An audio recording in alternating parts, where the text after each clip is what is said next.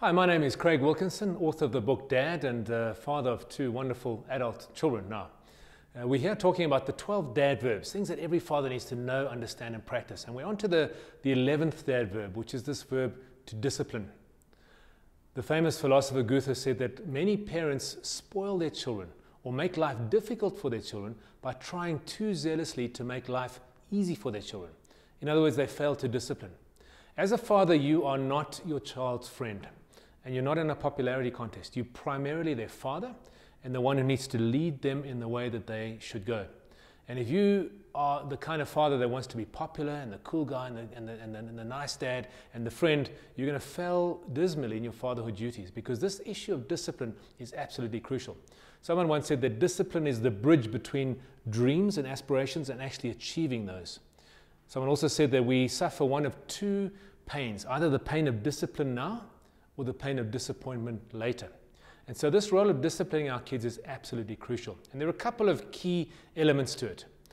Primarily, we are there to father, and second, a distant second, we're there to be a friend to our children. I remember being very, very unpopular when my daughter Blythe wanted to go to this concert, and she was 17 years old. And this concert was one of those Woodstock-like concerts where you go away and you spend a couple of days in a tent and it's just mayhem and crazy. And obviously as a father, you look at this and you exaggerate the dangers. You think of just people just running around causing mayhem and getting drunk on sex, drugs and rock and roll. But I investigated this particular concert, and I just decided that it's not really what you should be doing quite yet. When she's 18, that's fine. And so I said no. And I was the most unpopular person for quite some time, because all her friends were going. They bring all this to you. My friends are going, but everyone's going, and my life's over, and they bring all this kind of stuff on you and burden you. But you think, I have her best interest at heart. Being popular with her comes second to being and doing what's right and good for her. And I explained this to her, and we went through it. And because of the fact that she knew I loved her so much, she got over it, and she actually appreciated the fact that I was protecting her and not wanting to expose her to things prior to her being ready to be exposed. When she turned 18, the very same concert came along, and I said, Blythe, fine, you can go, you're 18 now. But this issue of discipline, of setting the boundaries, is absolutely crucial.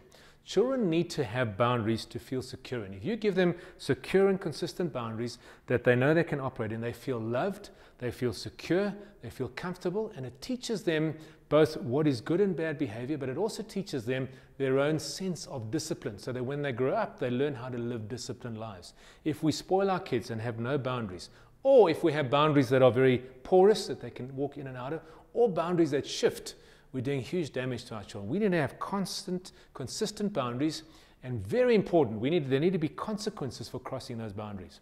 So if you tell your child, if you do this, you're going to be grounded, and they do this and you don't ground them, you as a father lose integrity, because they know that what you say is not what you do. So we need to make sure that what we say in terms of discipline is something that we're going to carry through. So don't be afraid to discipline your children. They need it. But with disciplining, you need to do a couple of things. You need to make sure that the boundaries you set are good, fair, and reasonable boundaries. Do some research. You don't necessarily have to do what other parents are doing. In fact, sometimes other parents you find your kids involved with children whose parents are very, very laissez-faire. And you don't have to take those standards, but you also don't have to take pressure to say, well, I'm going to let my children do anything as well. You need to set boundaries that are fair and consistent, and let there be consequences for breaching those boundaries. Because then you're going to raise a child who is disciplined, who feels loved and feels secure, and knows their father is there to love them and to raise them, and not just to be a friend. It's very damaging for a child, as a young child, to be a friend to their parent.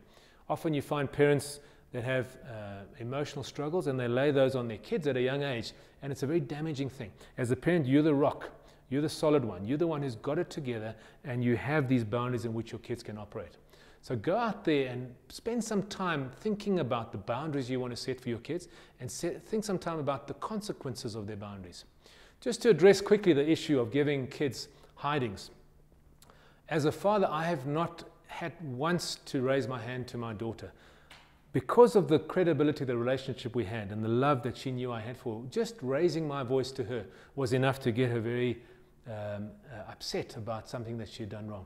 If you're the kind of father who adores and loves your kids, and you have this wonderful relationship, they want to please you, And so when they do something wrong and it disappoints you, that often is enough punishment. But there must be consequences as well.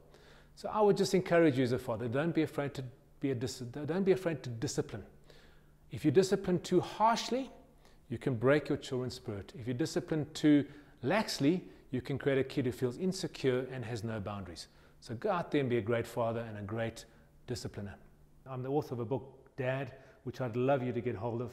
And I've also put together a course which contains details, video clips, reading materials, and valuable exercises on how to practice becoming a great father. So go out there and be a fantastic father.